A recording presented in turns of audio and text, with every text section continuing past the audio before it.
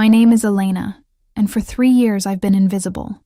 I work as a housekeeper in the south wing of the Magnate's estate, a sprawling mansion with 42 rooms, 17 bathrooms, and corridors so polished you can see your reflection bent into something you don't recognize. I'm 27. I clean the marble. I fold the silk. I dust the chandeliers that cost more than my mother's house. No one looks at me. The uniform helps with that. Plain gray dress, white collar, sensible shoes that don't click on the floors.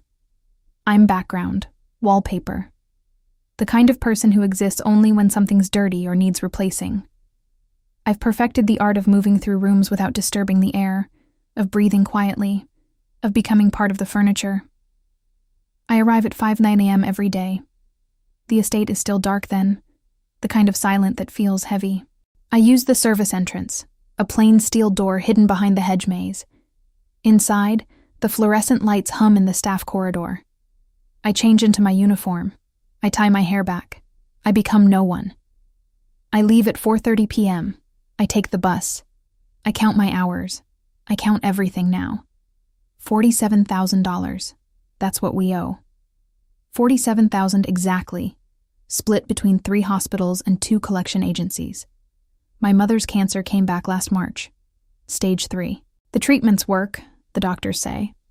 But they cost more than hope, more than prayer, more than the combined wages of 2 women who've never had anything extra. My younger sister Sophia, 24, still in nursing school, picks up weekend shifts at a pharmacy, her textbooks gathering dust while she counts pills and smiles at strangers. I send home every penny I can spare. It's never enough. This morning I polished the study on the 2nd floor. The Magnate had left papers scattered across the desk. Contracts, I think. Or architectural plans marked with red ink. I didn't read them. I never do.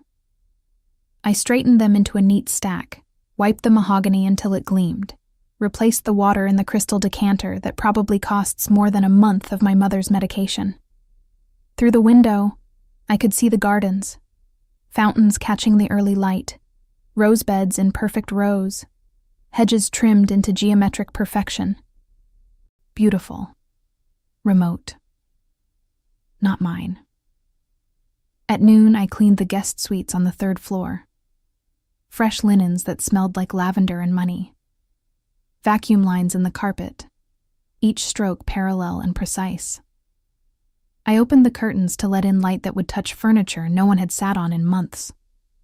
Somewhere downstairs I heard voices, the head of security maybe, or one of the Magnate's advisors discussing something in tones too low to distinguish words. I don't know their names. They don't know mine. I finished the east bathroom at 3:45 p.m. I changed out of my uniform in the staff room, folded it into my locker with the other gray ghosts of my week. I pulled on jeans and my old jacket, the blue one with the broken zipper that I keep meaning to fix. The other housekeepers were already gone. I clocked out. I walked through the service exit into air that tasted like incoming rain. Outside, the sky had turned gray, that particular shade of February that warns you winter isn't finished. Cold seeped through my jacket, through my shirt, into my bones. I pulled my hood up and started toward the bus stop, half a mile down the service road that winds past the estate walls. That's when the rain started. Not a drizzle. A downpour. Within seconds, my jacket was soaked, my hair plastered to my face, water running into my eyes. I kept walking. The bus wouldn't wait. My phone buzzed in my pocket, a text from Sophia. Mom's appointment moved to Friday. They want payment up front now. Can you cover $800? $800. I had maybe $400 in my account. Payday wasn't until next week. I typed back with numb fingers. I'll figure it out. The rain hammered harder. The service road stretched ahead of me, empty except for distant headlights and the glow of the estate behind me, warm and golden and untouchable. I could hear my own breathing, harsh and uneven. My shoes squelched with every step. Water pooled in the broken pavement. I thought about numbers. 800. 47,000. 3 years. I thought about invisibility, about how maybe that was safer than being seen. I thought about tomorrow, when I'd come back and do it all again. The bus stop appeared through the rain, a small shelter, rusted and graffitied with tags I couldn't read in the dark. I stepped under the overhang, shivering. My phone buzzed again. "Love you. We'll figure it out." I closed my eyes and listened to the rain drum against metal. The bus never came. I waited 20 minutes under that rusted shelter, watching headlights pass on the main road. My phone said 5:03 p.m., then 5:10. The rain didn't stop. Eventually, I opened the transit app, service suspended due to weather. Next bus, 6:45 p.m., an hour and a half. I couldn't wait that long. Sophia needed an answer about the $800. I needed to get home, check my accounts, maybe call the hospital billing department and beg for an extension. I pulled my hood tighter and started walking. The main road would take 40 minutes on foot. But there was a shortcut, an old delivery route that cut behind the industrial district, through the warehouse area, past the loading docks. Half the distance. I'd never taken it this late, but the rain was getting worse and my shoes were already ruined. I turned down the side street. The neighborhood changed fast. Streetlights flickered or didn't work at all. The pavement cracked into gravel. Buildings rose on either side, blank concrete, broken windows, chain link fences sagging under their own weight. I kept my head down and walked faster. My phone said 5:15 p.m. The alley appeared on my left, narrow, dark, cutting between two warehouses. I'd seen delivery trucks use it during the day. It would save another 10 minutes. I stepped into the alley. 50 feet in, I heard the footsteps behind me. I didn't turn around. I walked faster. The footsteps matched my pace. My heart hammered against my ribs. The alley stretched ahead, the far end a gray rectangle of rainy light that seemed impossibly distant. "Hey!" A man's voice. Close. I started to run. Hands grabbed my shoulders and slammed me against the brick wall. My head cracked against stone. The world tilted. I tried to scream, but a hand covered my mouth, rough and smelling like cigarettes. 3 of them. The one holding me was tall, his face hidden under a hood. The second man stepped closer, older, with a scar running from his eyebrow to his jaw. The third hung back, watching the alley entrance. "You work at the estate," the scarred man said. It wasn't a question. I couldn't breathe. His eyes traveled down to my jacket, and I realized, under it, the collar of my gray uniform was still visible. I'd forgotten to button my coat. "We saw you leave," he continued. "Every day, same time, same uniform." I shook my head. The hand pressed harder over my mouth. "You're going to answer some questions," he said. "Security codes, staff schedules, when he's alone." He leaned closer. "Where does the Magnate sleep?" I tried to twist away. The man holding me drove his fist into my stomach. Pain exploded through my core.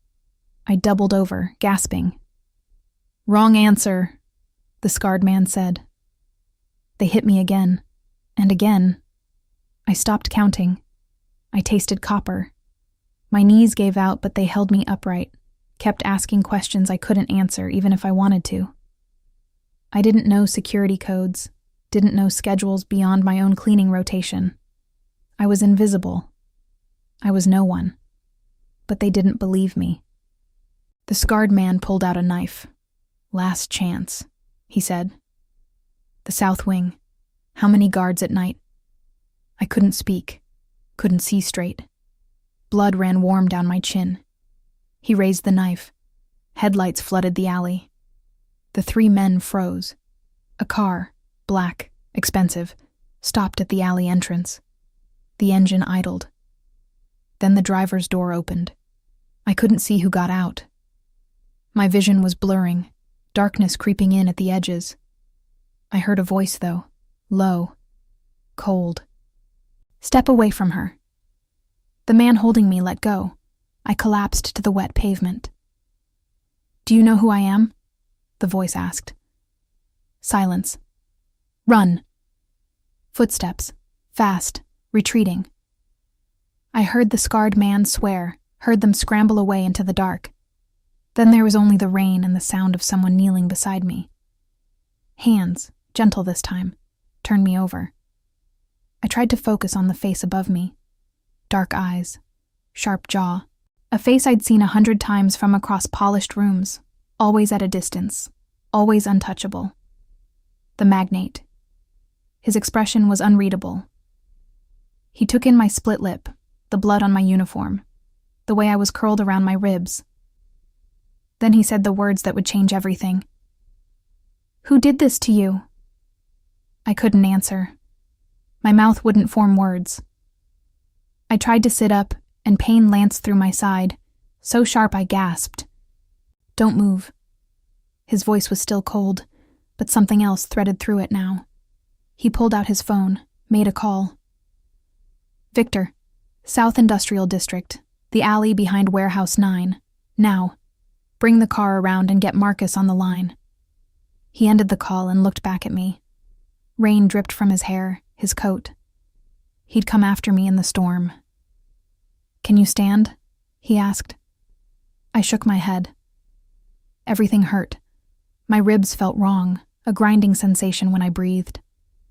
Without hesitating, he slid one arm under my knees, the other behind my back, and lifted me.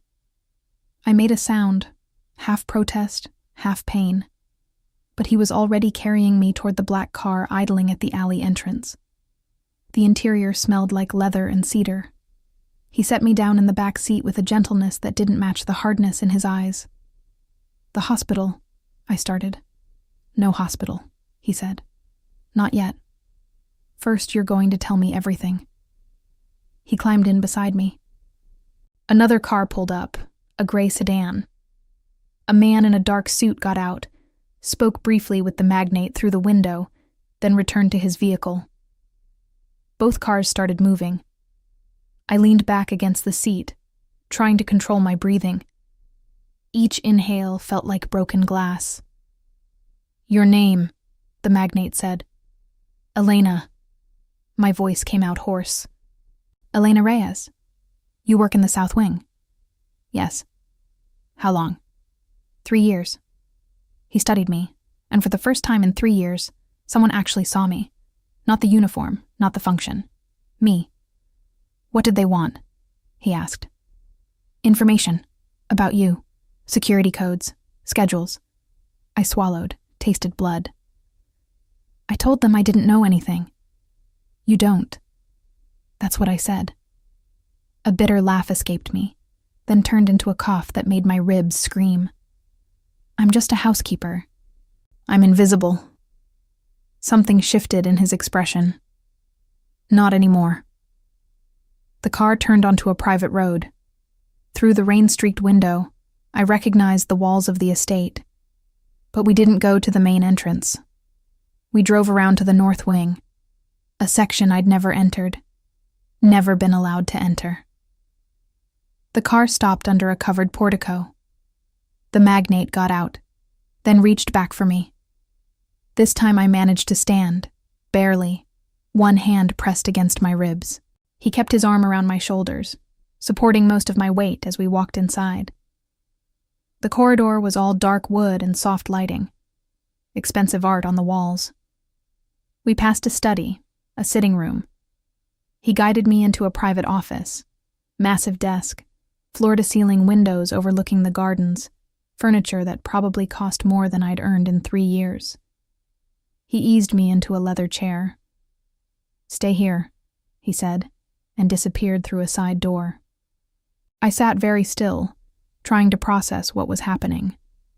My wet clothes dripped onto the Persian rug, blood smeared on the chair arm. I shouldn't be here. This was wrong. I was leaving stains on things I couldn't afford to replace. He returned with a first aid kit and a glass of water. He set both on the desk, then crouched in front of me, meeting my eyes at level. "I need to see the damage," he said. I nodded. He helped me shrug off my jacket. The gray uniform underneath was torn at the shoulder, spotted with blood. His jaw tightened. Carefully, he cleaned the cut on my lip, the scrape along my cheekbone. His hands were steady, precise. When he pressed a gauze pad to my eyebrow, I winced. "I'm sorry," he said quietly.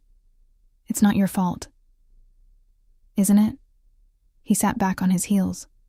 "They targeted you because of where you work, because you wore that uniform." His eyes went dark. "Because of me." "You didn't attack me." "No. But I'll find who did." It wasn't a promise. It was a certainty, spoken like a law of physics. "And when I do, they'll wish they'd never heard your name." The words should have frightened me. Instead, I felt something unfamiliar. Safety. For the first time since the alley, my hands stopped shaking. "The one with the scar," I said. He asked about the south wing. How many guards at night? The magnate's expression went very still. "What else?" "Where you sleep? Security schedules." He had a knife. I looked down at my hands. I think they were going to kill me anyway, after I talked. "You're not going back to that apartment tonight," he said. It wasn't a question. "You'll stay here, North Wing guest suite. I'll have someone bring you clothes." "I can't." "You can." He stood, walked to the desk, picked up his phone. "Victor, I want security footage from every camera within 6 blocks of Warehouse 9, timeframe 4:30 to 5:30 p.m. And get me everything we have on the Cordova clan." Cordova. So that's who they were. He made 3 more calls, to his head of security, to someone named Marcus, to a doctor. When he finished, he turned back to me. "Someone will be here in 10 minutes to take you upstairs. You'll rest. Tomorrow we'll talk more." "My sister," I said suddenly. "Sophia. She's expecting me home. She'll worry." He handed me my phone. "Call her. Tell her you're safe." I dialed with trembling fingers. Sophia picked up on the first ring. "Elena, where are you? You're so late." "I'm okay," I said quickly. "There was, an incident. But I'm safe. I'm staying at the estate tonight." A pause. "What kind of incident?" "I'll explain tomorrow, I promise. Just tell Mom I'm fine." We spoke for another minute. I kept my voice steady, didn't mention the blood or the pain. When I hung up, the magnate was watching me. "You're protecting her," he said. "She has enough to worry about." He nodded slowly, as if that made sense to him, as if he understood the weight of carrying other people's fear. A knock at the door. A woman entered, late 50s, kind face, wearing a staff uniform much nicer than mine. The head housekeeper, I realized. "Sir," she said. "The suite is ready." "Thank you, Margaret." He looked at me. "Go with her. Rest. We'll continue this in the morning." I stood slowly, every muscle protesting. At the door, I turned back. "Why did you come looking for me?" I asked. "In the alley. How did you even know?" For a moment, he didn't answer. Then, "I saw you leave in the rain. You forgot your umbrella in the staff room." He gestured to the corner of the office, where a simple black umbrella leaned against the wall. Mine, from the lost and found. "I was bringing it to the bus stop. I saw you turn down the wrong street." He'd followed me, to return an umbrella. "Thank you," I whispered. His expression softened, just barely. "Sleep, Elena. You're safe now." The guest suite was larger than my entire apartment. Margaret led me through a sitting room with cream-colored sofas and fresh flowers on the side table, then into a bedroom with a 4-poster bed and windows that overlooked the gardens. The bathroom had heated floors and a shower with 6 different settings. On the bed, someone had laid out clean clothes, soft cotton pajamas, a robe, everything in my size. "How did you—" I started. "Sir called ahead," Margaret said gently. "I've left toiletries in the bathroom. If you need anything at all, there's a phone on the nightstand. Press 9. She left me alone. I stood in the middle of the room, dripping rainwater and blood onto pristine hardwood, feeling like an imposter. This wasn't my world. These weren't my things. I shouldn't be here. But my ribs ached with every breath, and exhaustion pulled at me like a riptide.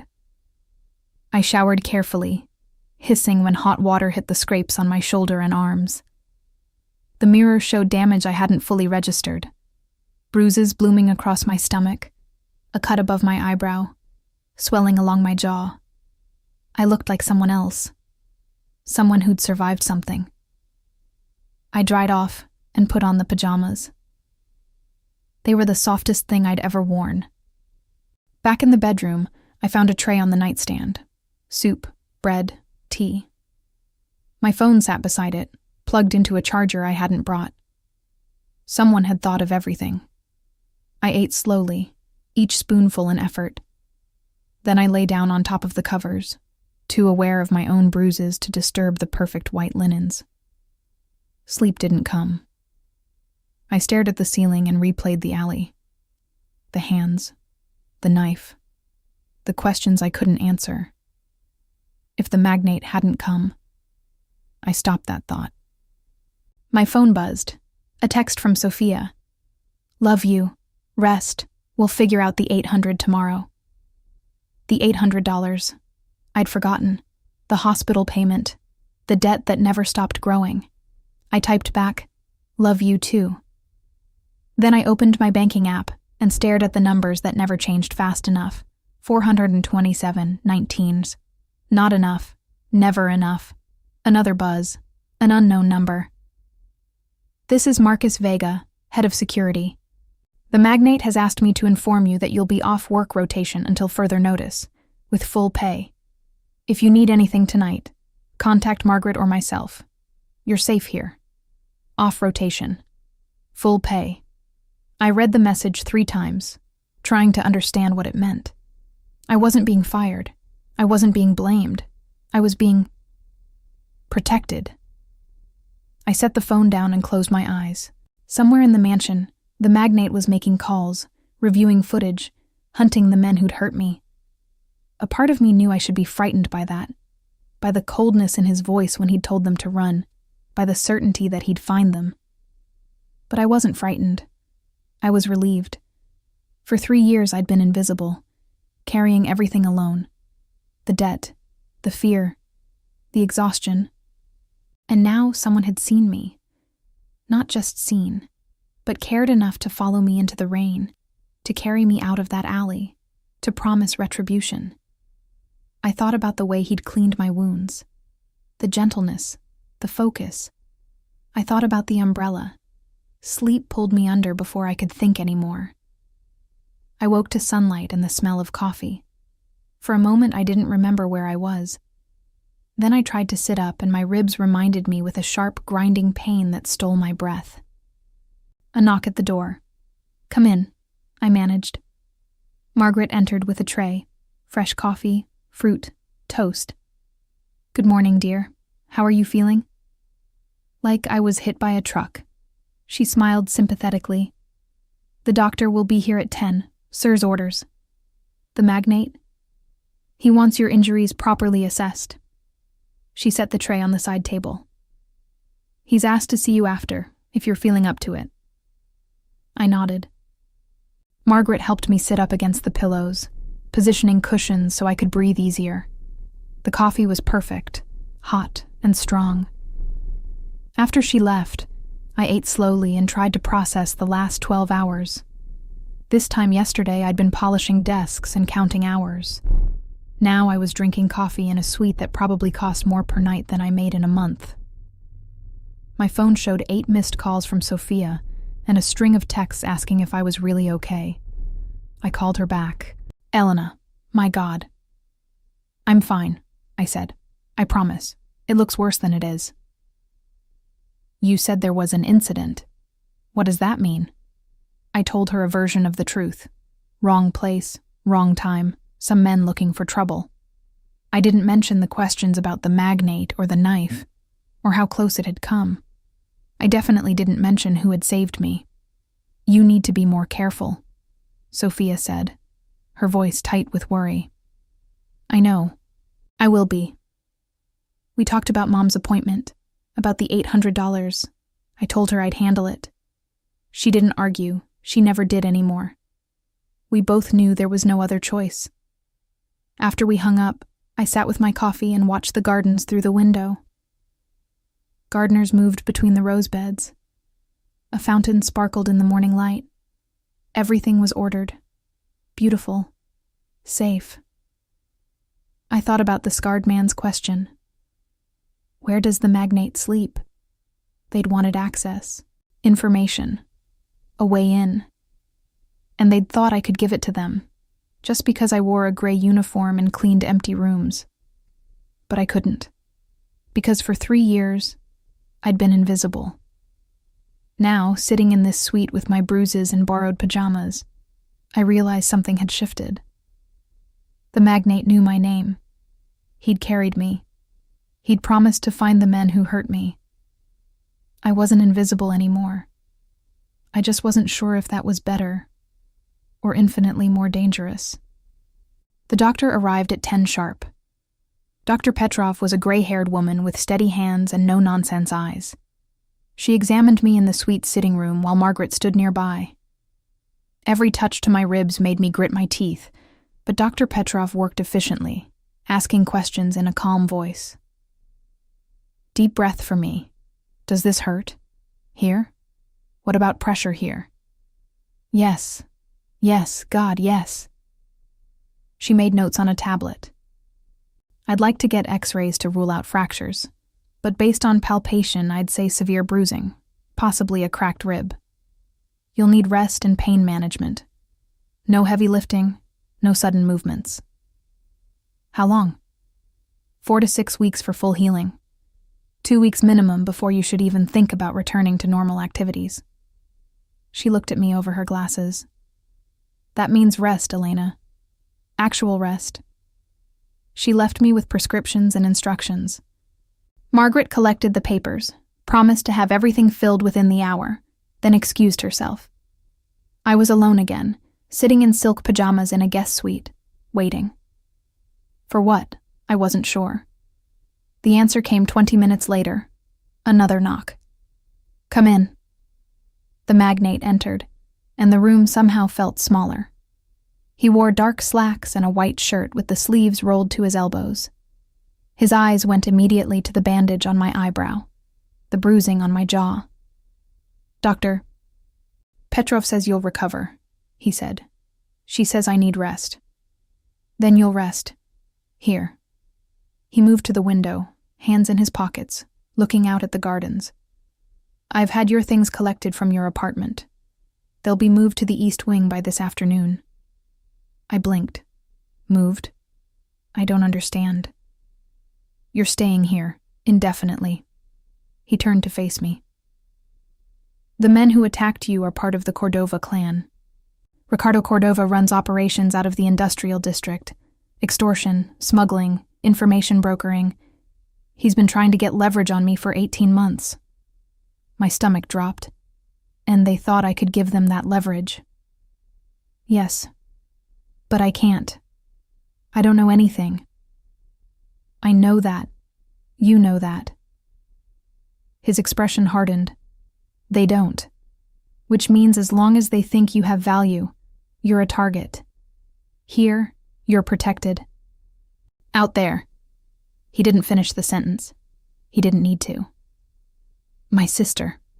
My mother. Already arranged. I've assigned security to your mother's house. Discreet. They won't know they're being watched. He pulled out his phone, showed me a photo. A modest 2-story house with a chain-link fence. My childhood home.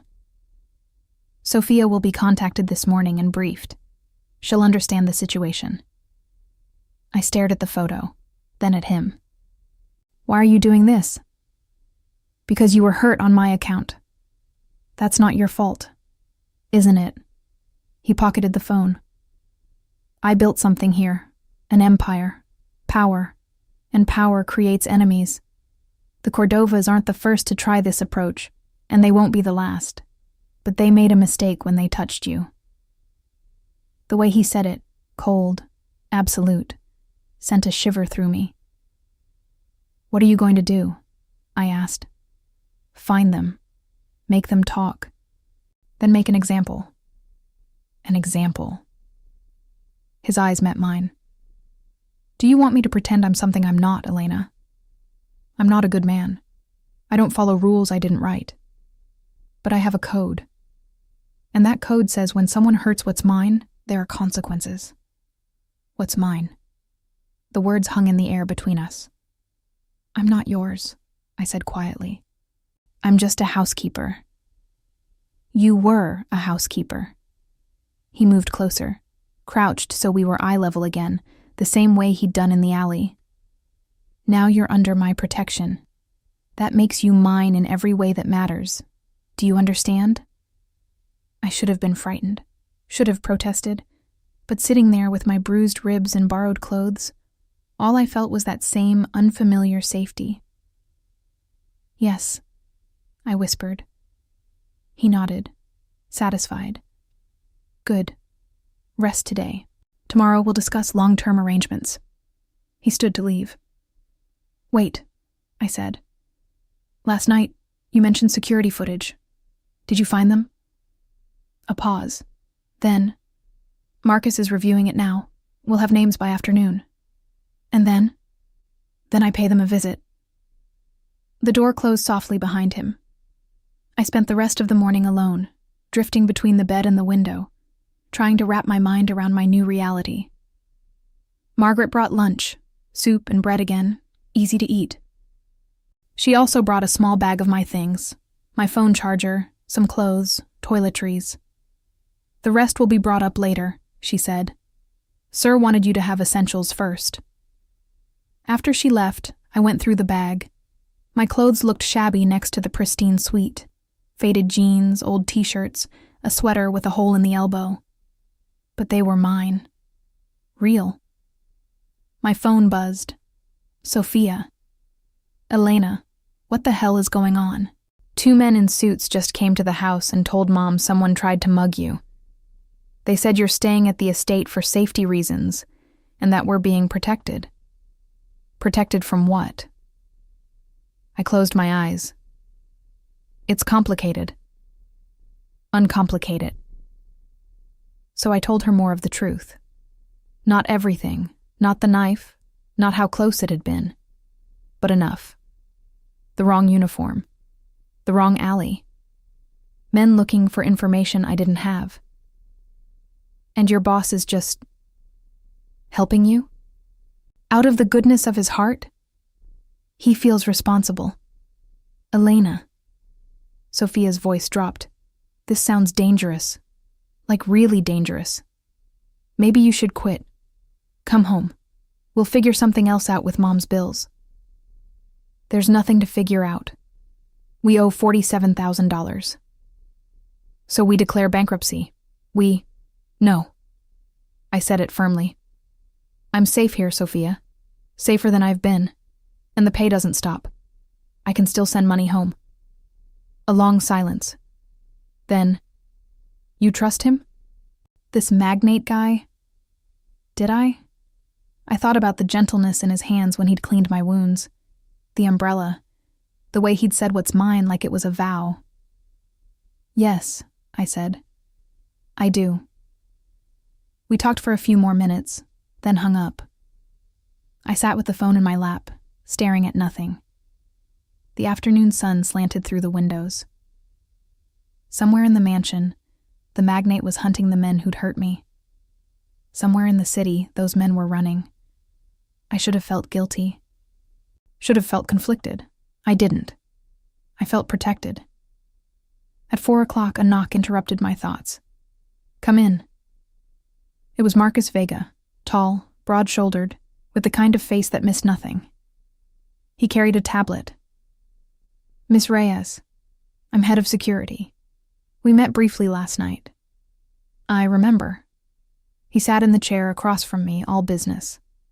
I need you to look at some footage. The Magnate wants confirmation before we proceed. He turned the tablet toward me. Security camera footage, black and white, time-stamped 5:17 p.m. The alley. I watched myself enter the frame, watched the 3 men close in. My hands started shaking. I know this is difficult, Marcus said quietly, but I need you to identify them if you can. He paused the footage, zoomed in on each face. The tall one who'd held me, the one who'd hung back, and the scarred man with the knife. That's them, I whispered. All 3. Marcus made a note. Their names are Luis Mendez, Gabriel Ortiz, and the one with the scar is Victor Moreno. All low-level muscle for the Cordova clan.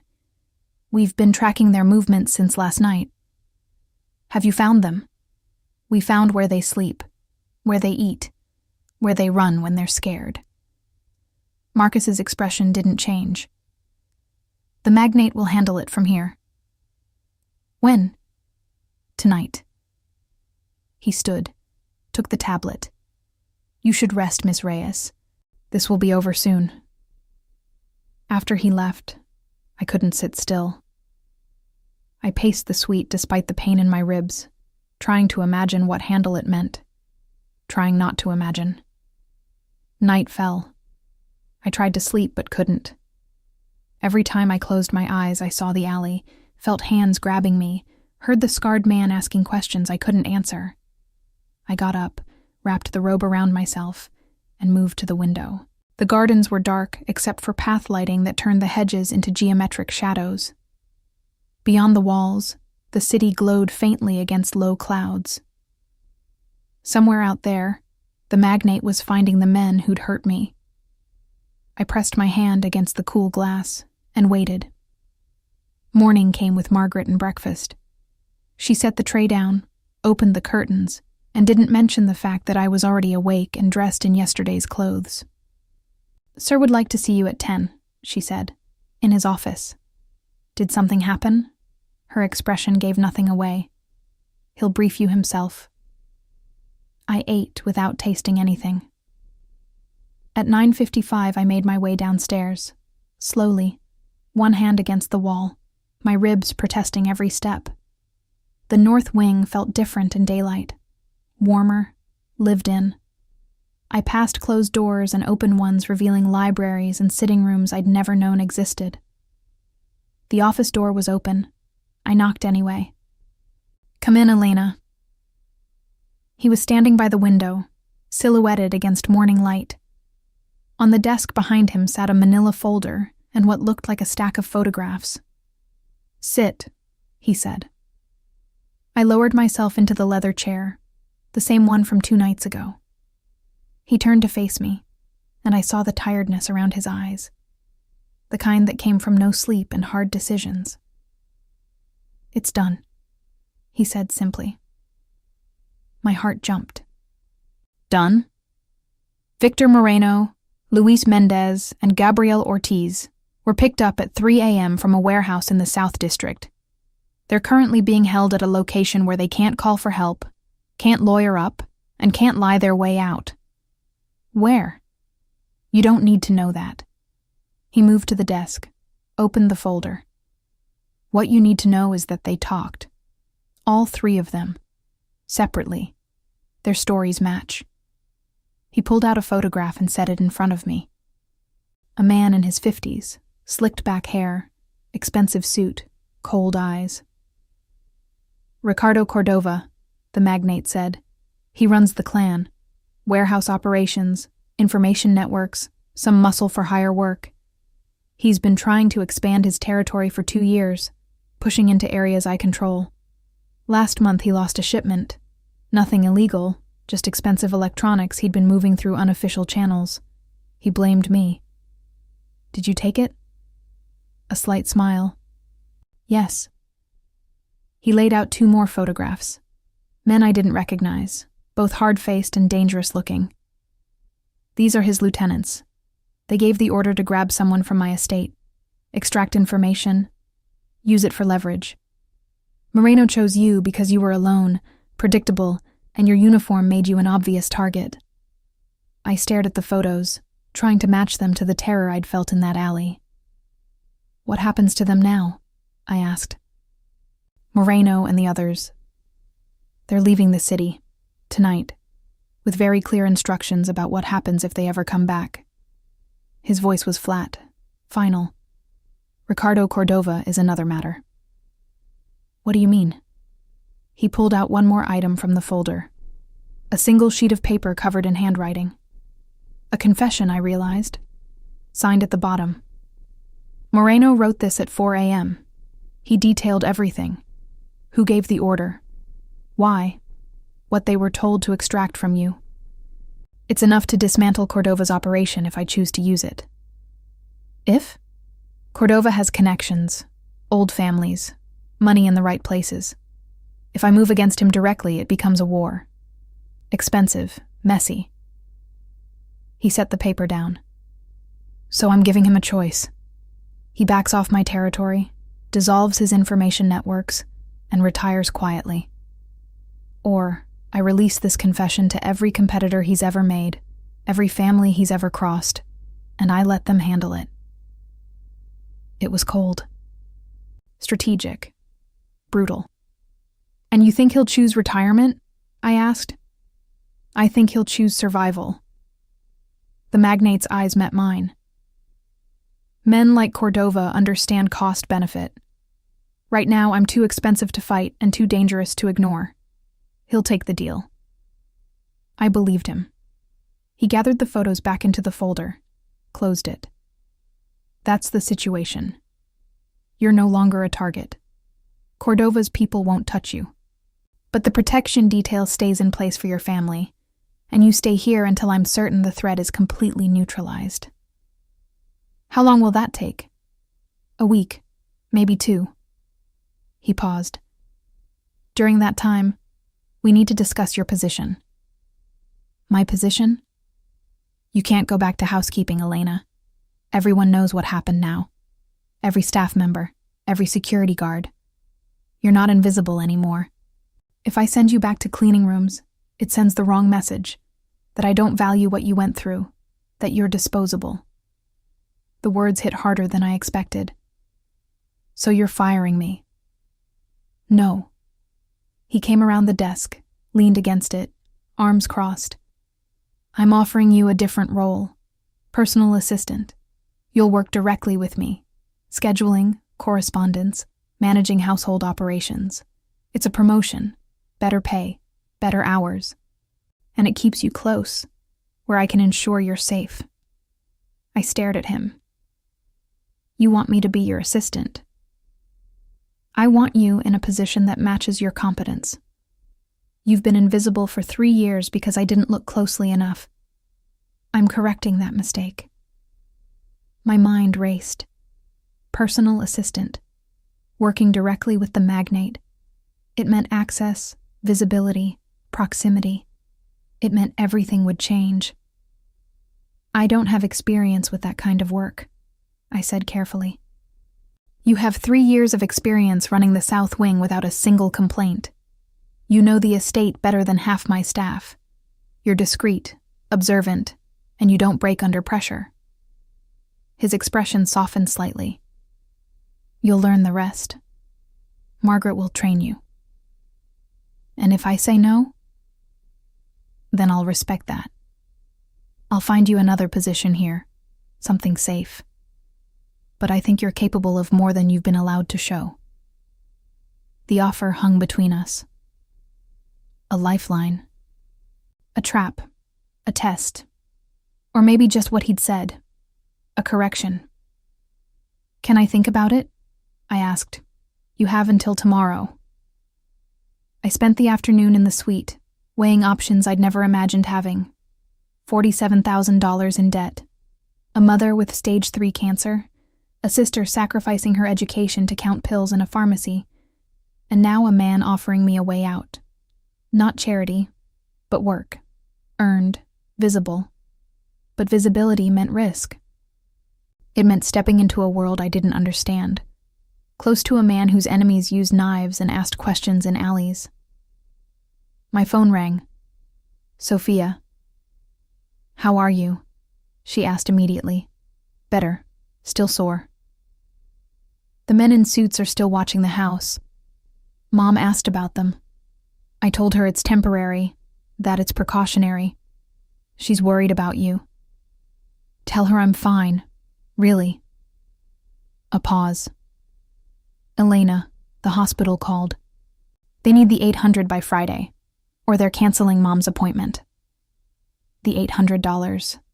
The endless treadmill of bills. I closed my eyes. I'll handle it. How? You said you don't have... I'll handle it, Sophia. I promise. After we hung up, I opened my banking app. Still $427.99. Nothing had changed, except everything had changed. I thought about the Magnate's offer. Better pay, better hours. I could send more home, cover the $800.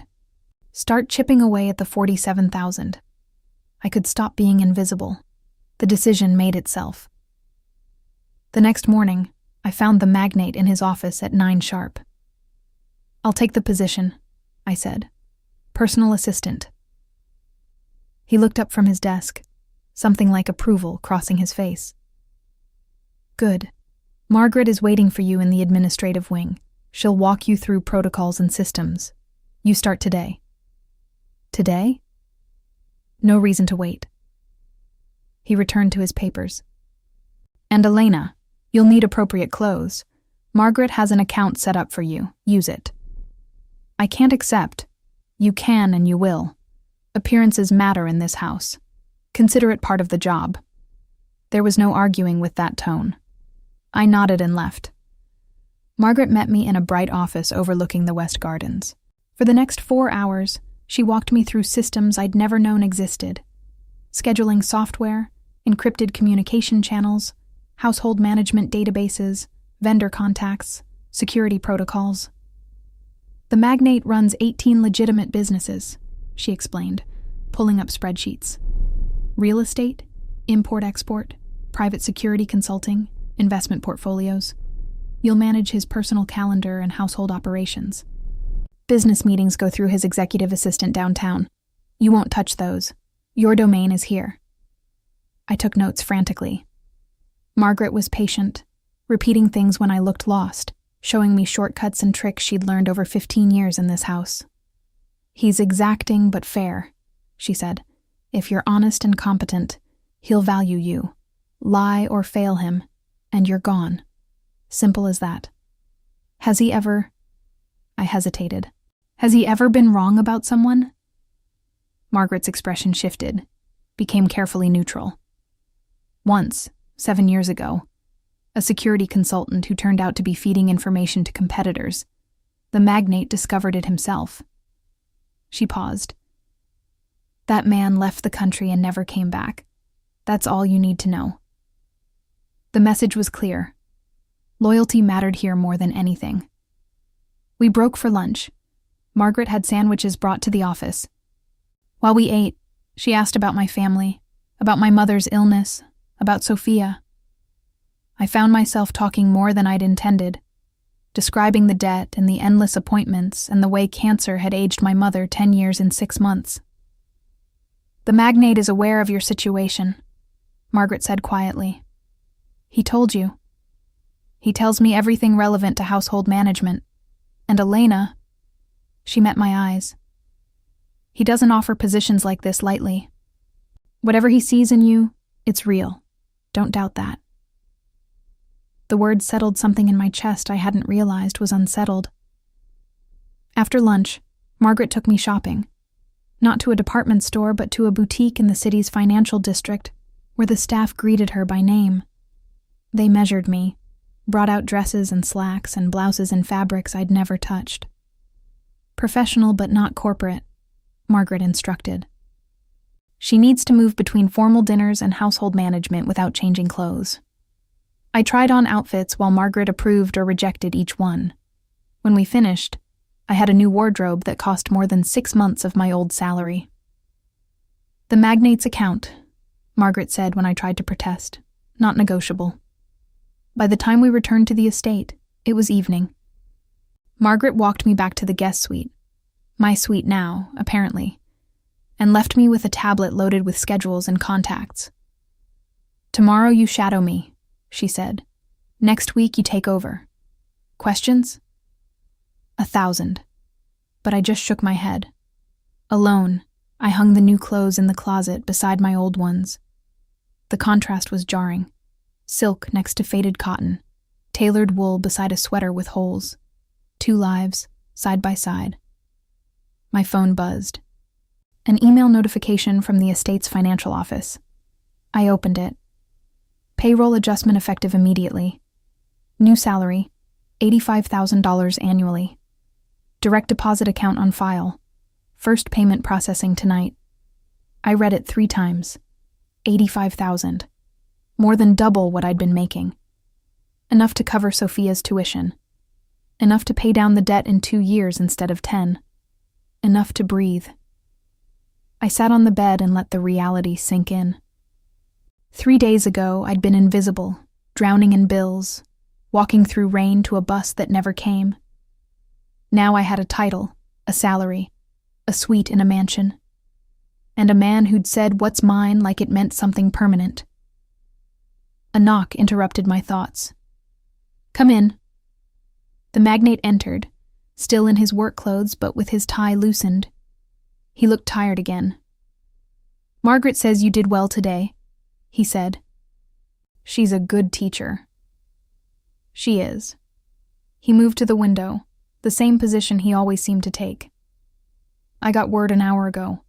Cordova accepted the terms. He's dissolving operations and leaving the city by the end of the month."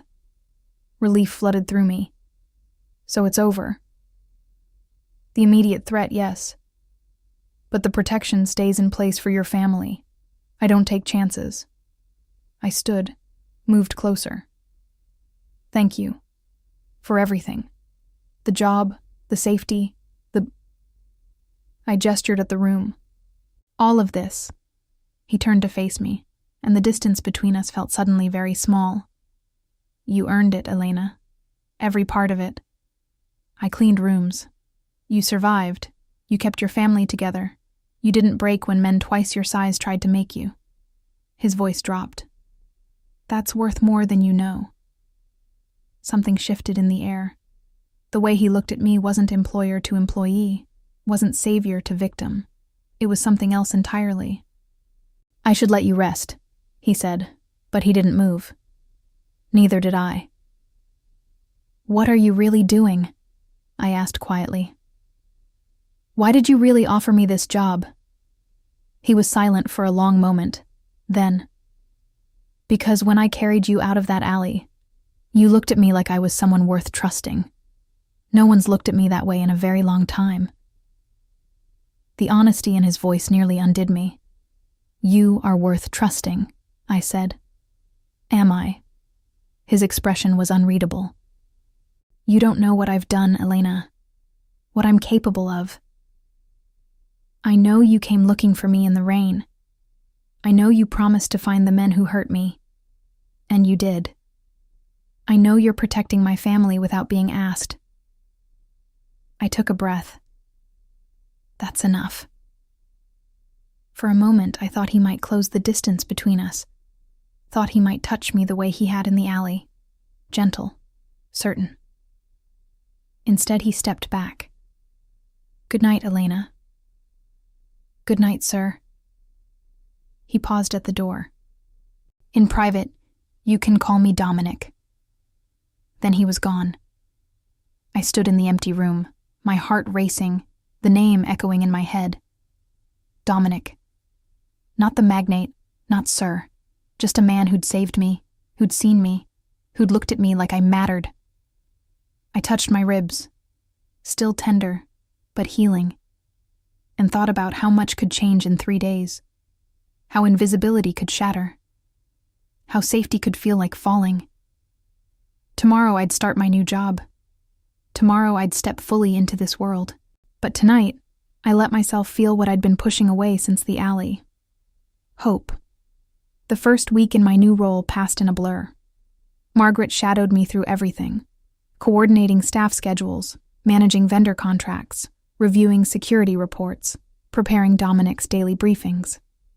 I learned the rhythm of the house, when he took calls, when he needed silence, which meetings required coffee and which required stronger drinks. I learned him. He was exacting but never cruel.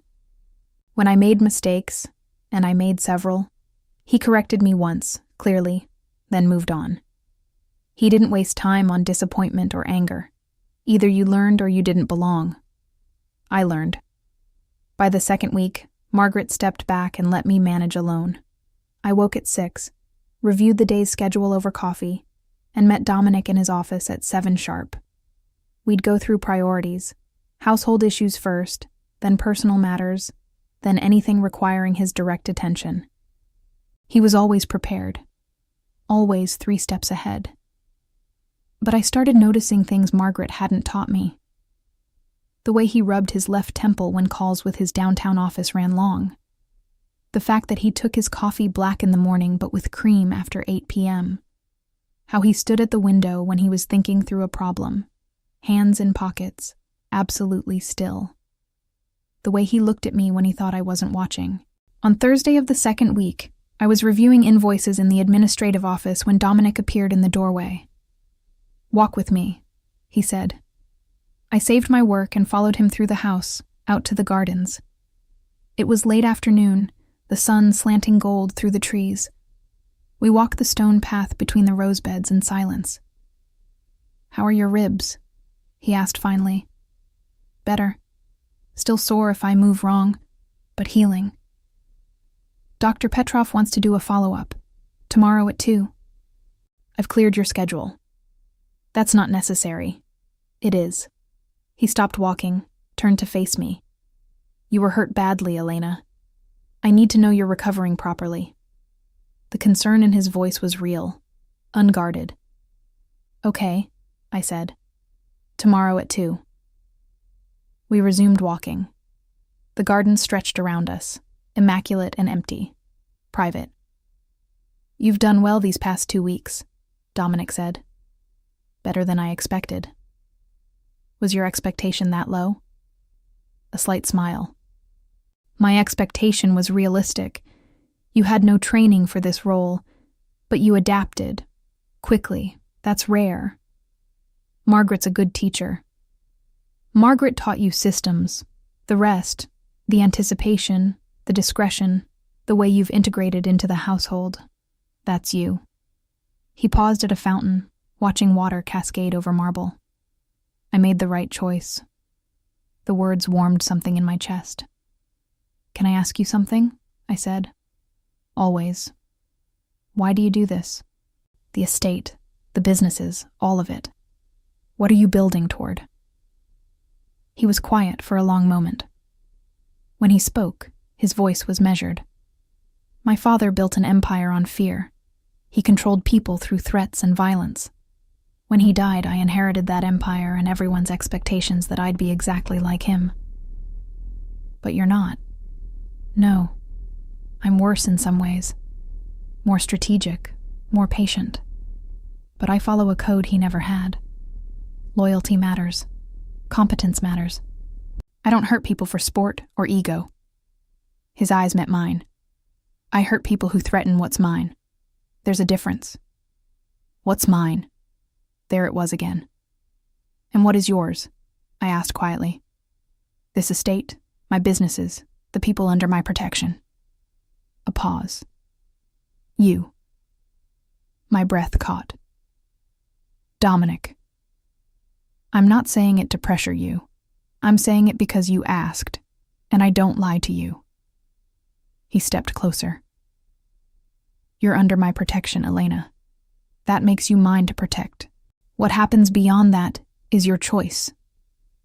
The air between us felt charged, dangerous.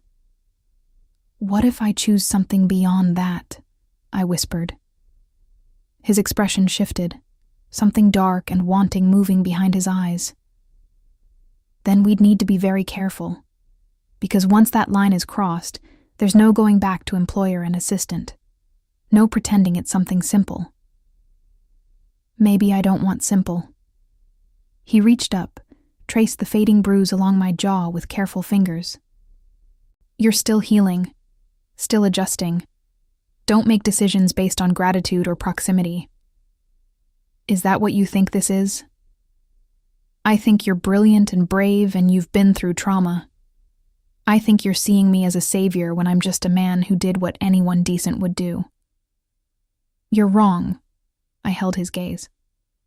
I see exactly who you are, and that's not gratitude talking. For a heartbeat, I thought he'd kiss me. Thought he'd close the last few inches and make the choice for both of us. Instead, he stepped back, hands returning to his pockets. Tomorrow, he said. After Dr. Petrov confirms you're healing properly, we'll talk about this. Really talk. But not before. He turned and walked back toward the house, leaving me alone by the fountain. I touched my jaw where his fingers had been and tried to steady my racing heart. Dr. Petrov arrived the next afternoon with a portable X-ray machine and her same no-nonsense efficiency. Let's see how you're healing, she said, setting up equipment in the suite sitting room. I changed into a medical gown while she prepared. The X-ray process was quick. Several angles, deep breaths, hold still. Then she had me sit while she examined the images on her tablet. Good news, she said after a moment. No fractures. You have significant bruising to the 6th rib on your left side, and some soft tissue damage, but the bone itself is intact. Another 2 weeks and you should be pain-free. Rib number 6, I repeated. Yes, right here. She showed me the X-ray, pointing to the spot where the bruising was darkest. You were lucky. Another inch lower, and we'd be dealing with organ damage. Lucky. I thought about the scarred man's fist, the way he'd aimed for my center mass trying to break me. Thank you, Dr. Petrov. Continue the pain management protocol. No heavy lifting. And Elena. She looked at me over her glasses. Get proper rest. Your body needs it to heal. After she left, I changed back into my work clothes. A slate gray dress from the boutique, professional and comfortable. I was fastening my watch when Dominic knocked. Come in. He entered, still in a suit from whatever meetings had filled his afternoon. What did Dr. Petrov say? No fractures. Bruising to rib 6. 2 more weeks. Relief crossed his face. Good. That's good. He loosened his tie. Cancel whatever's on my schedule for tonight. We're having that conversation. My pulse jumped. Now? Now. Unless you've changed your mind. I haven't. Then meet me in the west sitting room at 7. It's private. He left before I could respond. I spent the next hour trying to focus on work and failing. At 6:55, I made my way to the west wing, found the sitting room, smaller than the formal spaces, with comfortable furniture and bookshelves lining the walls. A fire burned in the fireplace despite the mild evening. Dominic was already there, standing by the window in dark slacks and a white shirt, no jacket. He'd rolled his sleeves to his elbows again. He looked less like the Magnate and more like just Dominic. Sit, he said, gesturing to the sofa. I sat. He took the chair across from me, close enough to feel intimate, but far enough to maintain space. I'm going to be direct, he said, because that's the only way I know how to do this. Tell me if I'm reading this situation wrong. Okay. There's something between us. Has been since the alley. Maybe before. I think about you more than is appropriate for an employer.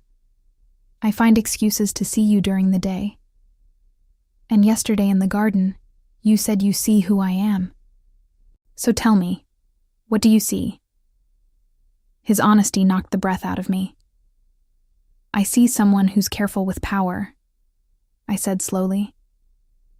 Who could have left me in that alley but didn't?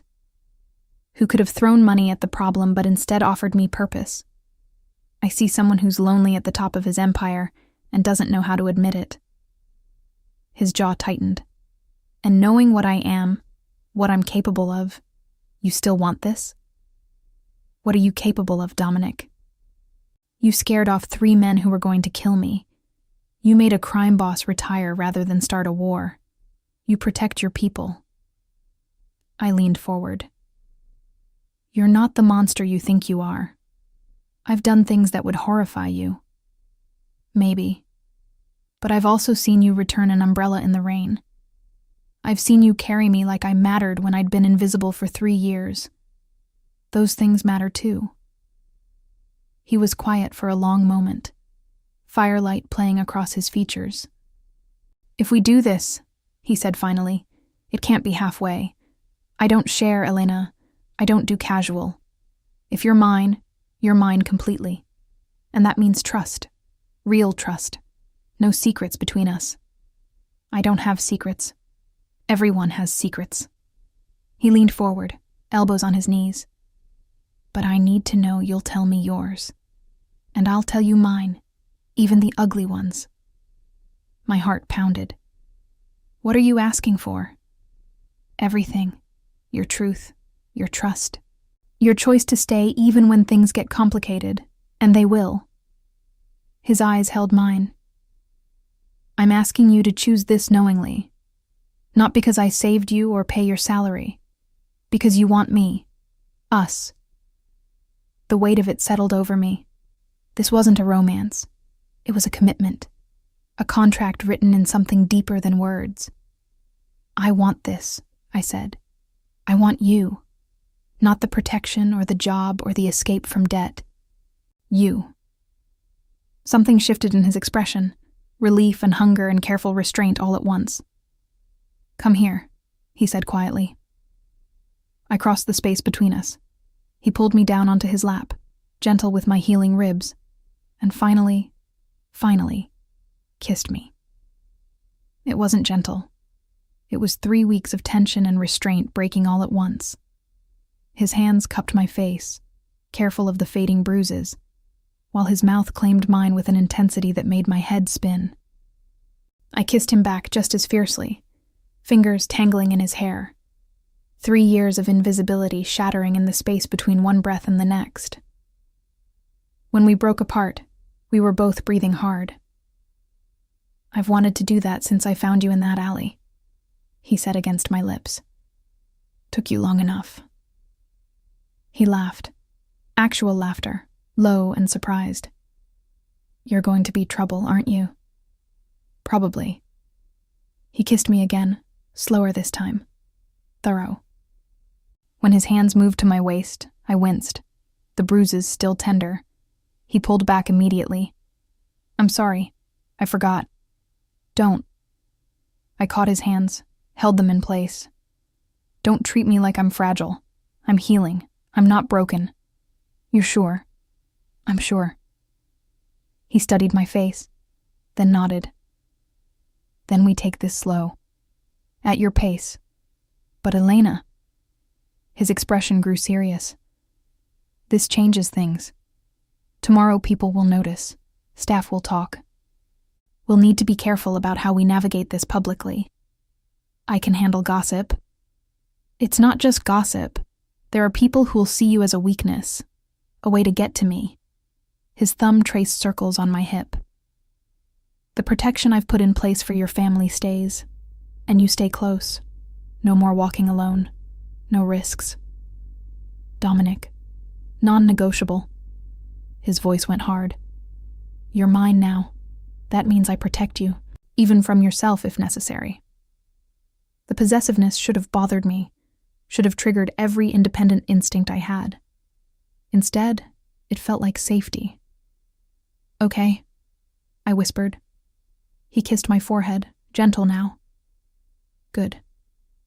Now tell me about your family. Really tell me. I know the basics from your file, but I want to hear it from you. So I told him. About my mother's diagnosis, about watching her shrink under the weight of treatment, about Sophia giving up her dreams to work double shifts, about the $47,000 that hung over everything like a storm cloud that never broke. He listened without interrupting.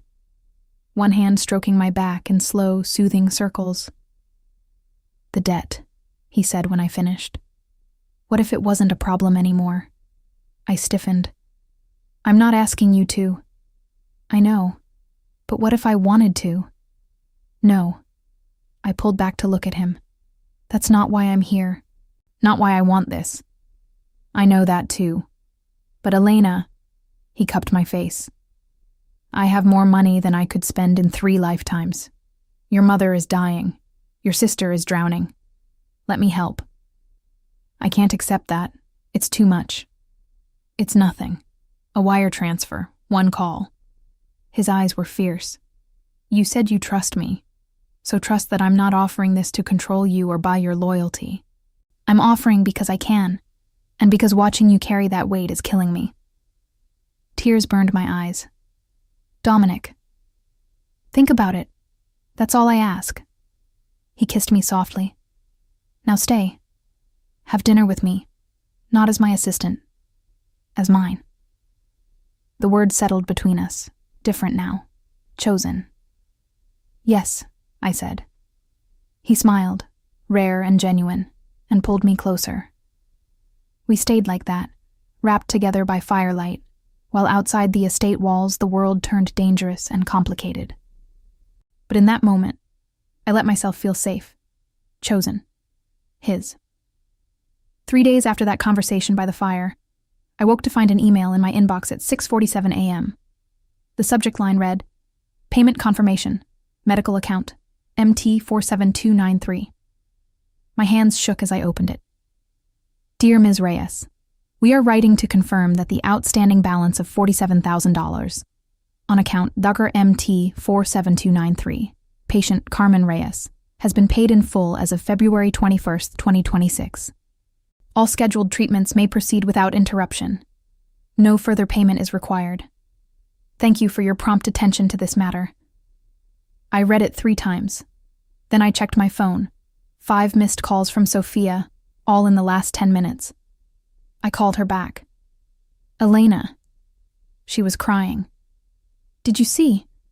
The hospital just called Mom. They said someone paid everything. Everything. All $47,000. They wouldn't say who, but I know. I know it was him, wasn't it? Your boss?" I closed my eyes. "Sophia.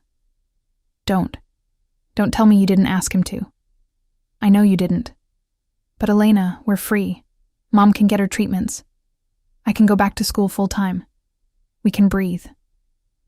Her voice broke. "How do we even thank someone for something like this?" I didn't have an answer. After we hung up, I got dressed, a navy dress from my new wardrobe, and went to find Dominic. He was in his office, reviewing documents at his desk. He looked up when I entered. "You saw the email," he said, not a question. "You promised you'd let me think about it." "I did." "You thought about it for 3 days. That was long enough." He set down his pen. "Your mother's appointment is Monday. She needs treatment, not stress. It's done, Elena." I crossed the room, stood in front of his desk. $47,000. Yes. That's not nothing. To you, it was everything. To me, it's a rounding error. He stood, came around the desk. "Are you angry?" "I don't know what I am." He took my hands, held them gently.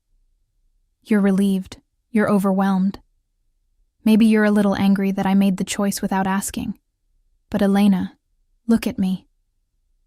I met his eyes. "Would you have ever said yes if I'd asked again?" he said quietly.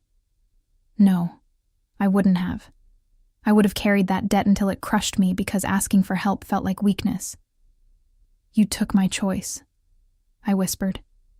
"I took your burden." "There's a difference." He pulled me closer. "Hate me for it if you need to. But your mother gets her treatment. Your sister gets her education. And you get to stop drowning.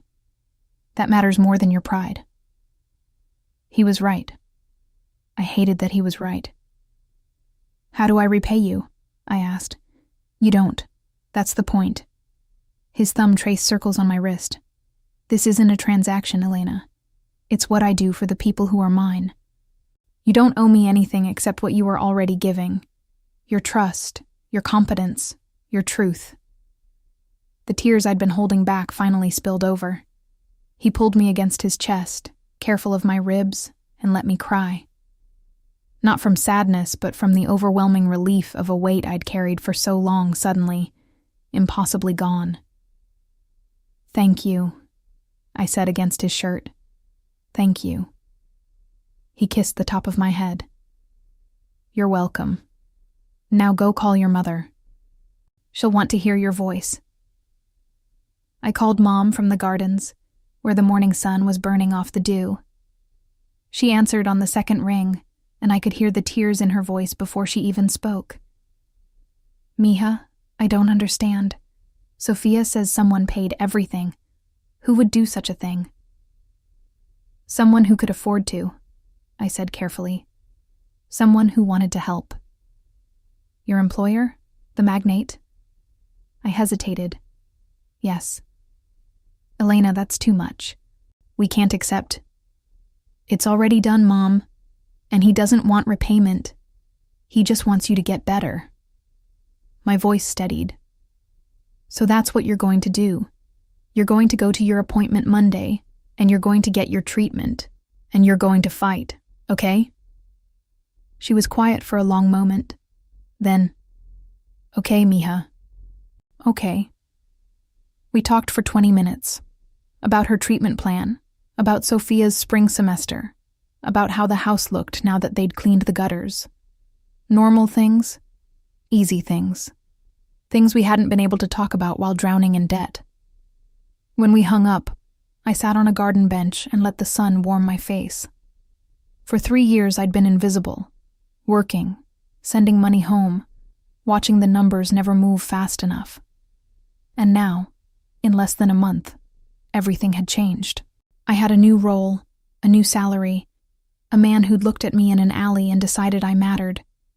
A man who'd paid $47,000 like it was nothing because my burden had become his.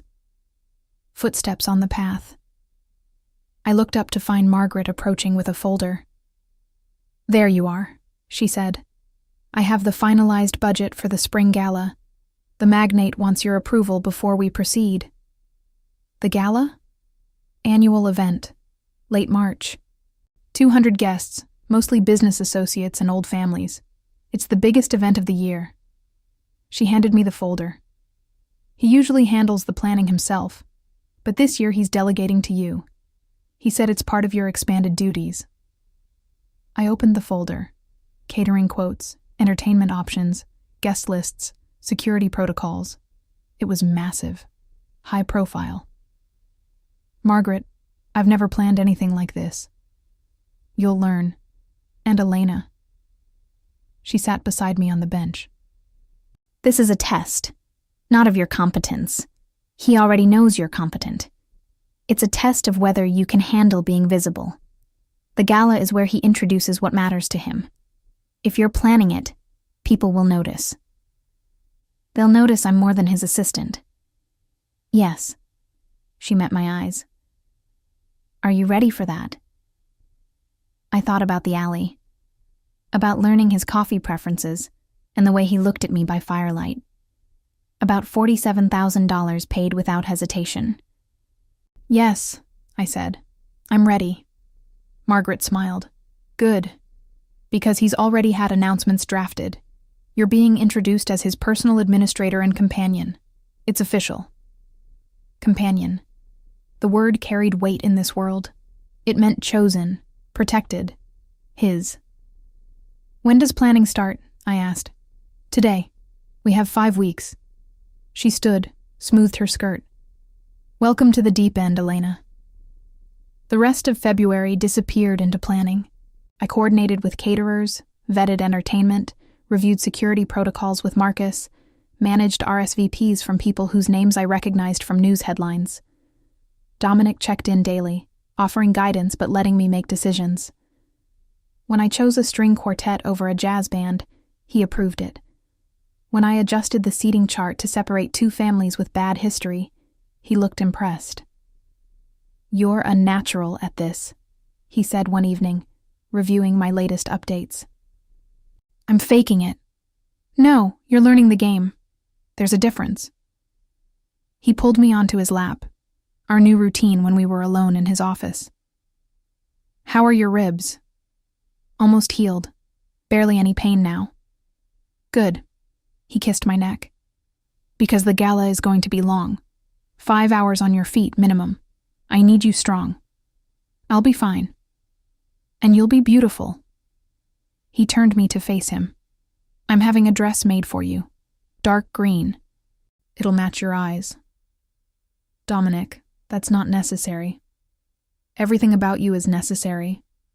His expression went serious. "That night, you'll be at my side. Not as staff, as mine. Everyone will see it. Everyone will know. Last chance to back out." I thought about invisibility. About 3 years of moving through rooms unseen. About the freedom of being nobody's target. Then I thought about being seen. Being chosen. Being his. "I'm not backing out," I said. He smiled and kissed me, deep and sure. Outside, the estate prepared for spring. Inside, I prepared for everything to change. Again. The night of the gala arrived with unseasonable warmth and clear skies. I spent the afternoon doing final walkthroughs, checking table settings, confirming the string quartet's setup, reviewing security positions with Marcus. Everything had to be perfect. 200 guests, every detail scrutinized, every moment a reflection of Dominic's world, a reflection of me now, too. At 5 o'clock, Margaret shooed me upstairs to prepare. The dress hung in my closet, emerald green silk that caught the light like water, fitted through the bodice and flowing to the floor. Elegant, expensive, impossible to hide in. I showered, dried my hair, applied makeup with hands that trembled slightly. When I finally put on the dress, I barely recognized the woman in the mirror. Not invisible Elena who cleaned rooms. Someone new. Someone chosen. A knock at 6 sharp. "Come in." Dominic entered in a black tuxedo, and for a moment neither of us spoke. His eyes traveled slowly from my face to the dress and back again. "You're stunning," he said quietly. "You clean up well yourself." He crossed the room, pulled a velvet box from his pocket. Inside was a necklace. Emeralds and diamonds that probably cost more than my old apartment. "May I?" he asked. I turned. His fingers were warm against my neck as he fastened the clasp. In the mirror, we looked like we belonged together, like this was always meant to happen. "Ready?" he asked. "No, but let's do it anyway." He smiled and offered his arm. The ballroom had been transformed. Crystal chandeliers cast warm light over tables draped in ivory and gold. The string quartet played softly near the terrace doors. Waiters circulated with champagne and hors d'oeuvres. Everything was exactly as I'd planned. Guests arrived in waves: business executives, old money families, city officials, people whose names I'd only seen in newspapers. Dominic greeted each one with practiced ease, one hand at the small of my back, introducing me without hesitation. "This is Elena Reyes, my personal administrator and companion." Companion. Every time he said it, I felt eyes assess me, calculate, judge. Some faces showed approval. Others showed thinly veiled hostility, particularly the women who'd probably hoped to stand where I stood. I smiled through it all, kept my shoulders back, and matched Dominic's grace with competence I'd learned in 3 years of being invisible. I knew how to read rooms, how to move through hostile territory, how to survive. An hour in, a silver-haired man in an expensive suit approached with a woman half his age on his arm. "Dominic," he said warmly. "Excellent event. Your new administrator has good taste." "Elena," Dominic said. "This is Marcus Whitmore. We've done business together for 15 years. Mr. Whitmore. I shook his hand. Please, Marcus. He studied me with shrewd eyes. So you're the one who replaced Margaret's operations oversight. I heard you started as household staff. Impressive rise. There was an edge to his tone, not quite hostile, but testing. I learned from the best, I said smoothly. And I'm still learning. Smart answer. He smiled, but it didn't reach his eyes. Dominic always did have an eye for hidden talent. They talked business for a few minutes while I stood beside Dominic playing my role. When Whitmore finally moved on, Dominic leaned close. You handled that well. He was testing you. I noticed. There will be more of that tonight. Old families don't trust outsiders. His hand tightened slightly on my waist. Stay close. I did. The dinner service began at 8. I'd arranged the seating with military precision. Allies near Dominic, rivals separated, potential conflicts managed. As we ate, I monitored the room, watching for problems the way I'd watched for dust and disorder in my old life.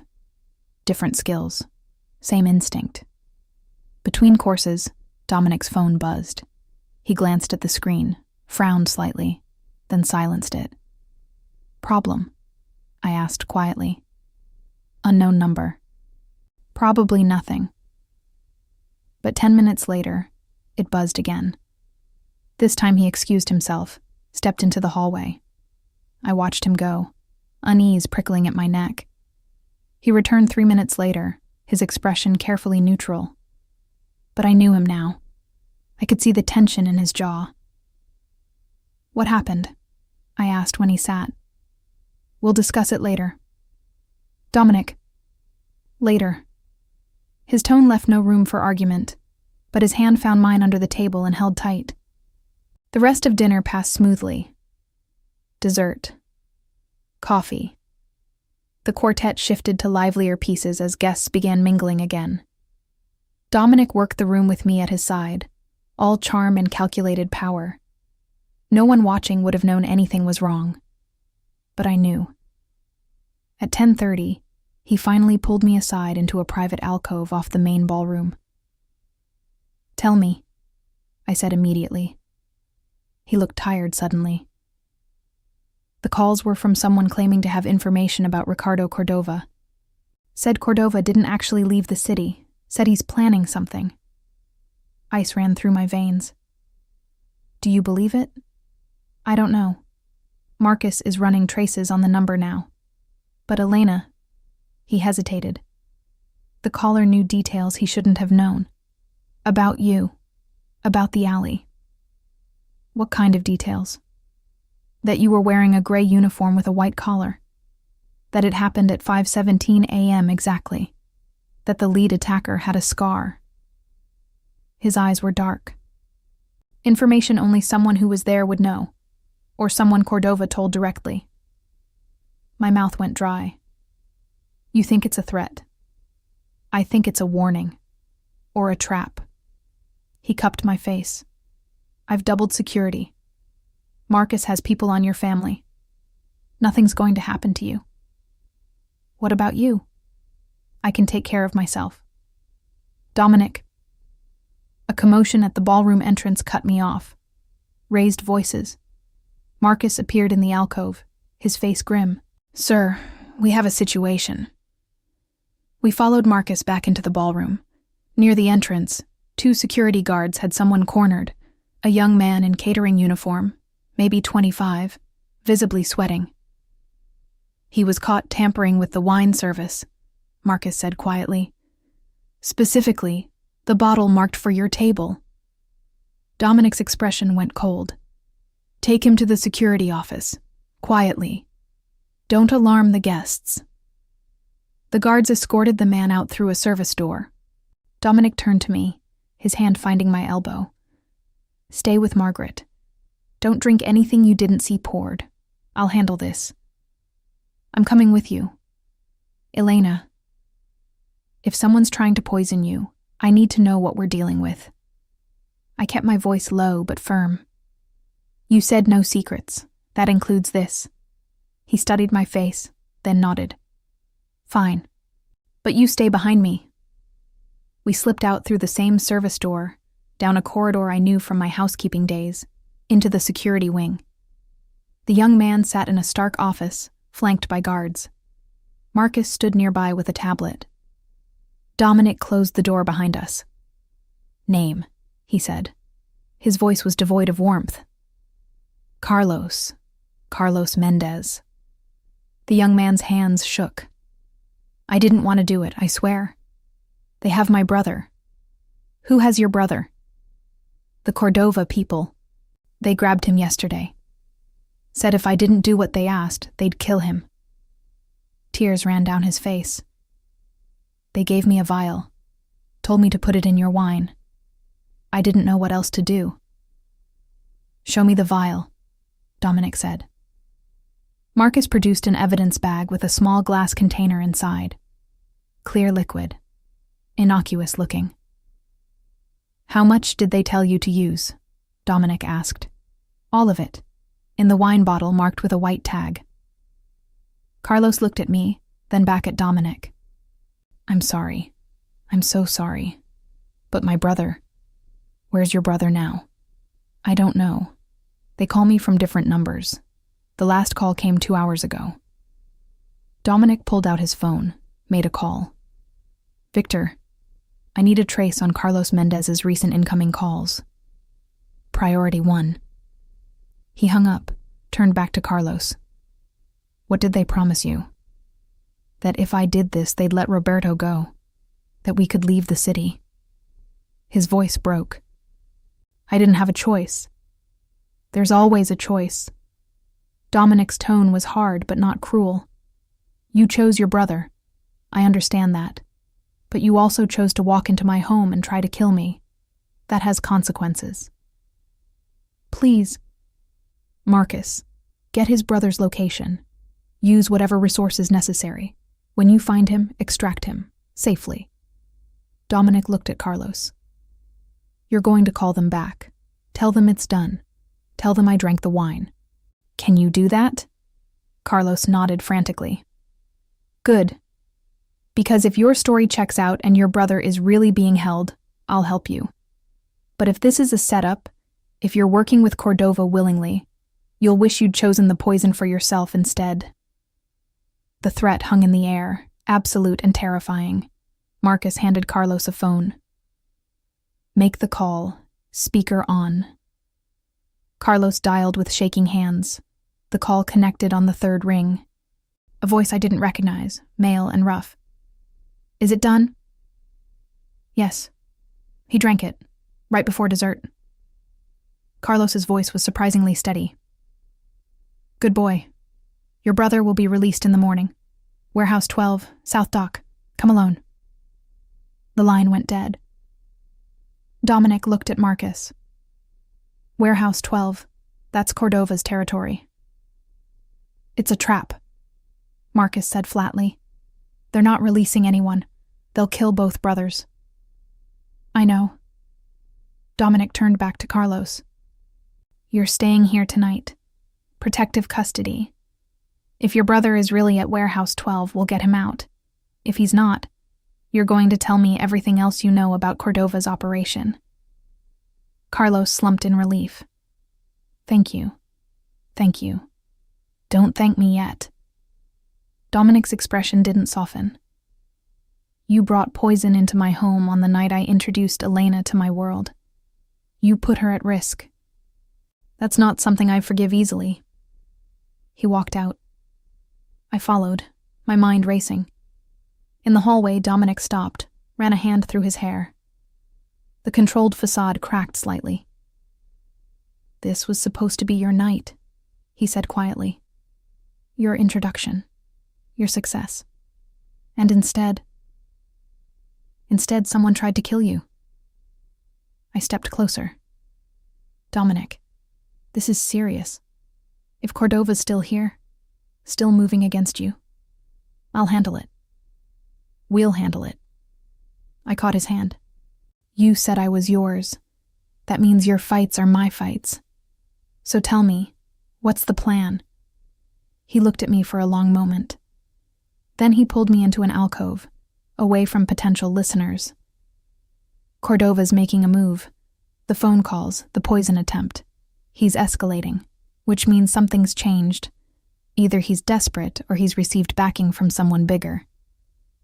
His jaw tightened. Either way, this ends soon. Before anyone else I care about gets hurt. How? I'm going to give him what he wants. A meeting. No intermediaries. Just him and me. His eyes went dark. And when he shows up, I'll make sure he understands what happens when you threaten what's mine. Fear spiked through me. That's exactly what he wants. You, isolated and vulnerable. I won't be isolated. I'll have Marcus and a full security team. But Elena, he cupped my face. I need you to promise me something. When this goes down, you stay here. Behind these walls, protected. No matter what you hear, no matter what Sophia or your mother tells you, you stay put. You're scaring me. Good. Because this is the part where my world gets dangerous. Where being mine means accepting that I do things you won't like to protect what matters. He kissed my forehead. But I promise you, I'll come back. And when I do, Cordova won't be a problem anymore. I wanted to argue. To tell him there had to be another way. But I'd seen his world now. I understood the code. Some threats could only be answered one way. Okay, I whispered. But you come back to me. That's non-negotiable. Deal. We returned to the ballroom. The gala continued, beautiful and dangerous, full of people who had no idea how close disaster had come. I smiled and played my role while Dominic worked the room, projecting power and control. But underneath, I felt the countdown starting. Whatever came next would change everything. Again. The gala ended at midnight. Guests departed in a stream of expensive cars and false pleasantries. I supervised cleanup with Margaret while Dominic disappeared into the security wing with Marcus. At 1:30 a.m., I was reviewing final vendor invoices when my phone rang. Sophia. Hey, I answered. Bit late for Elena. Her voice was wrong, tight, terrified. Someone's here, at the house. Mom's upstairs. They're saying... The line went dead. My blood turned to ice. I ran. I found Dominic in the security office, bent over surveillance feeds with Marcus. He looked up when I burst in. Sophia, I gasped. Someone's at the house. The call cut off. Marcus was already typing. Pulling up the security feed now. The monitor flickered to life. My mother's house, exterior cameras. 2 black SUVs parked on the street. 4 men approaching the front door. And standing on the porch, phone to her ear, Sophia. One of the men grabbed her. She struggled. The phone fell. No! The word tore out of me. Dominic's phone rang. He answered, putting it on speaker. A voice I'd heard once before. Rough, familiar from Carlos's call. Dominic, I believe we have something of yours now. Or rather, something that belongs to what's yours. A pause.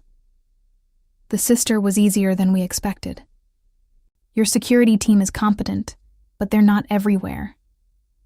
Dominic's expression was carved from stone.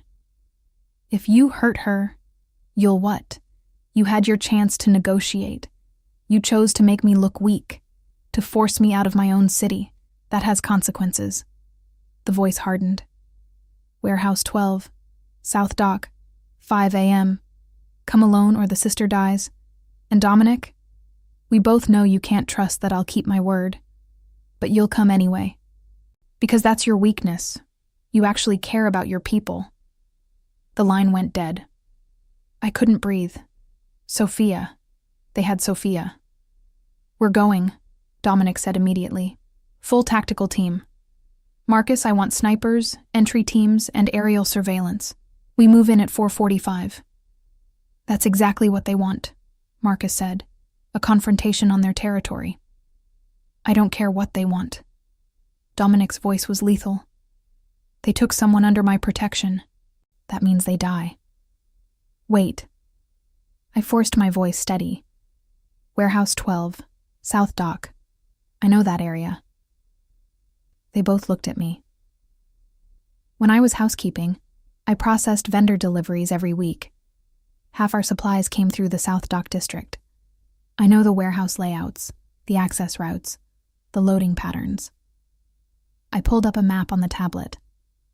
Warehouse 12 has 3 entry points: main loading door, south side entrance, and a service access on the north corner that most people forget about.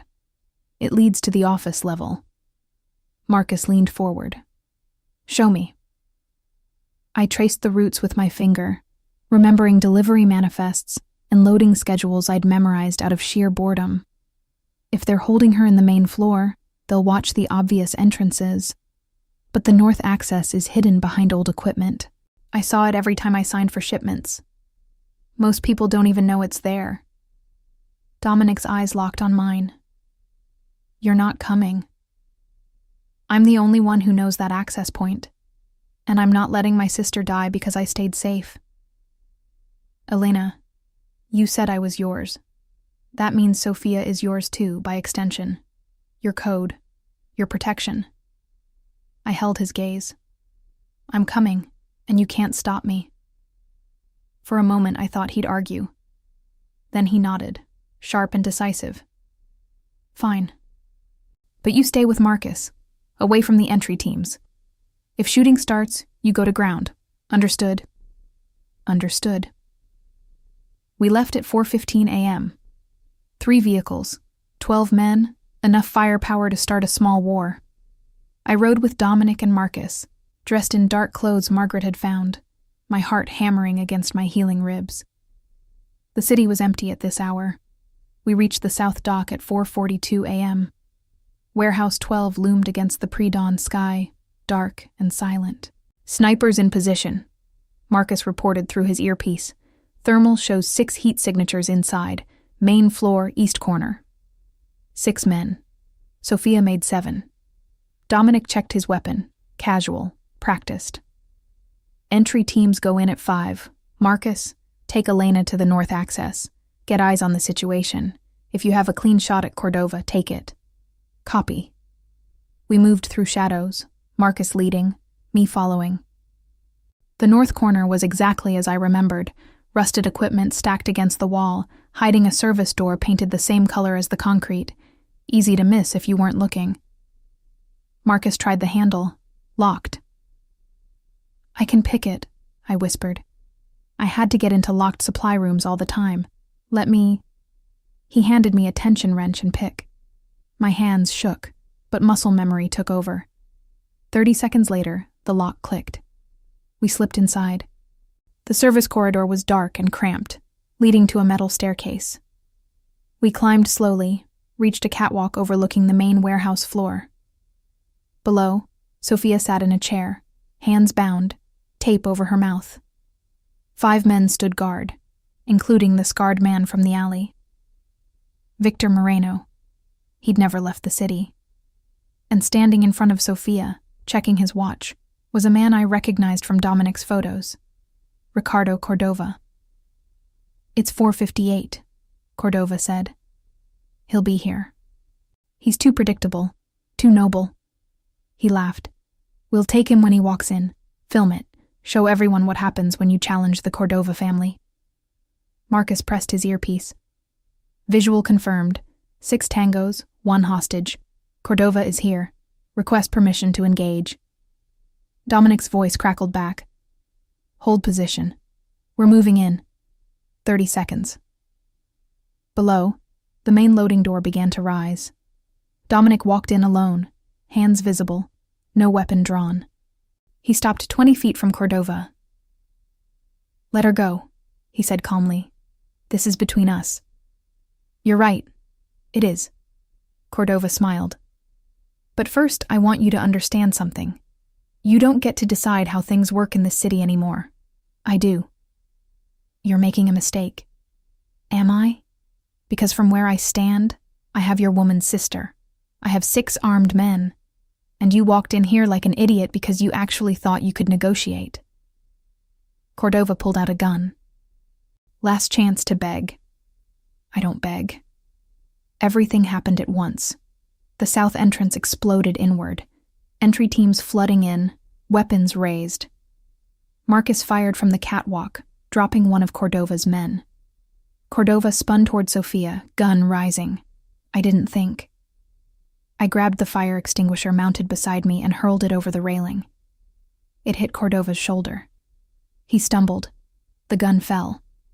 Dominic moved like lightning, crossing the distance, tackling Cordova to the concrete.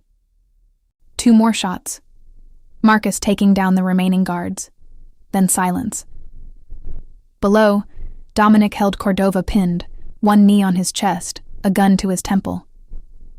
You said I don't get to decide how things work, Dominic said softly. You were wrong. Marcus and I descended the stairs. Security teams secured the perimeter. Someone cut Sophia free. She was crying but unharmed. I pulled her into my arms. You're okay. You're okay. I've got you. Dominic hauled Cordova to his feet, forced him into a chair.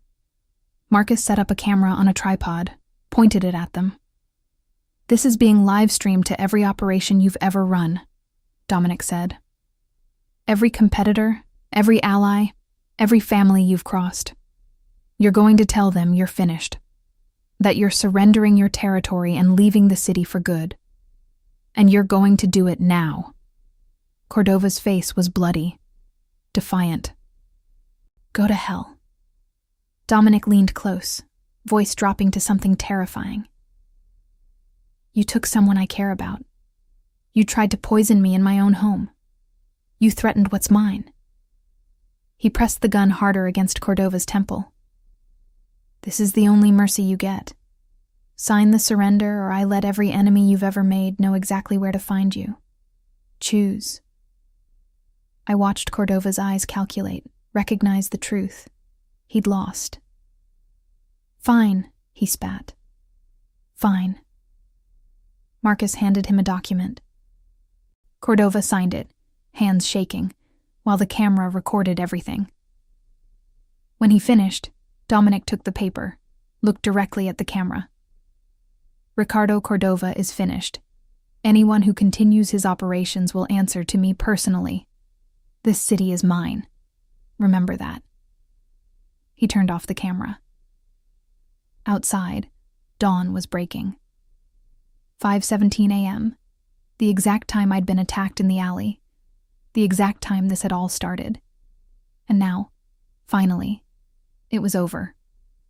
2 weeks later, I stood in the gardens with Sophia. She'd moved into the guest wing temporarily, still shaken but healing. Mom's treatments were going well. The debt was gone. Cordova had left the country. Everything had changed. You really love him, Sophia said, watching Dominic through the window. Don't you? Yes, I said simply. He's dangerous. I know. But you're staying. I thought about invisibility, about 3 years of carrying everything alone, about a man who'd followed me into the rain with an umbrella and built a new life from the wreckage of an alley. I'm staying, I said. I'm his now. Sophia smiled. Then I'm happy for you. Inside, Dominic caught my eye through the glass, smiled that rare, genuine smile reserved only for me. I'd been invisible once, lost in gray uniforms and endless debts. Now I was seen, chosen, protected, his.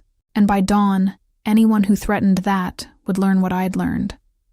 No one escaped the Magnate's code. No one.